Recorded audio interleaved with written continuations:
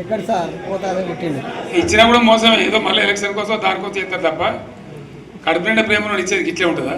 Sarpanch election పెట్టింది sir. మనం ఉన్నప్పుడు కరోనా వచ్చింది. కరోనా వస్తే కూడా నేను రైతు బంధు ఆపలే. కరోనా వచ్చి రాష్ట్రానికి రూపాయి ఆదాయం రాకపోయినా గౌరవంగా బతికింది రైతులు. ధీమా వచ్చినండి.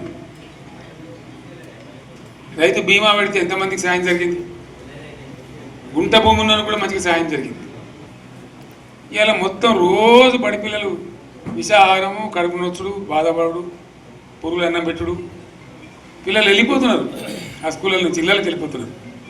తల్లిదండ్రులు కూడా భయపడి తీసుకుపోతున్నారు. ఏం ఘోరం ఇది నాకు అర్థం కాదు.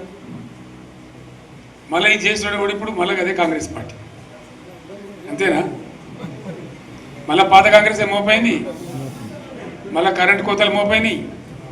వెనకాలం ఇంకేం గతి అవుతుందో మార్చి ఏప్రిల్ ఏమవుతుందో. ఇంకా కరెంటు కోతలు మోపోయినాయి, మంచినీళ్ళు సరికొత్తలేవు, అడిగే నాతులు లేడు. ఎవడన్నా గట్టిగా నిలదీసినట్టు వాడిని పోలీసు నిలబట్టేయడం ఇదేనా రాజ్యం?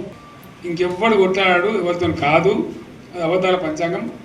మళ్ళీ మనమే కొట్లాడాలి అంతేనా? పక్క మాటనా ఇది? కొట్లాడదాం కదా. ప్రాణం పోయినా సరే తెలంగాణకు రక్షకులు మనమే. తెగించి కొట్లాడాల్సిందే. తెలంగాణ హక్కులను కొట్లాడాల్సిందే. మనమే కొట్లాడి తీరాల్సిందే. అలా రెండవ మాట లేదు. గౌరవంగా బతికింది రైతులు. ధీమా వచ్చినండి.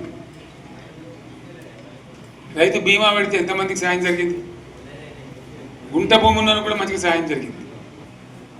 ఇవాళ మొత్తం రోజు బడి పిల్లలు విషాహారము, కడుపు నొచ్చుడు, బాధపడు, పురుగులు అన్నం పెట్టుడు, పిల్లలు వెళ్ళిపోతున్నారు. ఆ స్కూళ్ళ నుంచి ఇళ్ళకి వెళ్ళిపోతున్నారు. తల్లిదండ్రులు కూడా భయపడి తీసుకుపోతున్నారు. ఏం ఘోరం ఇది నాకు అర్థం కాదు.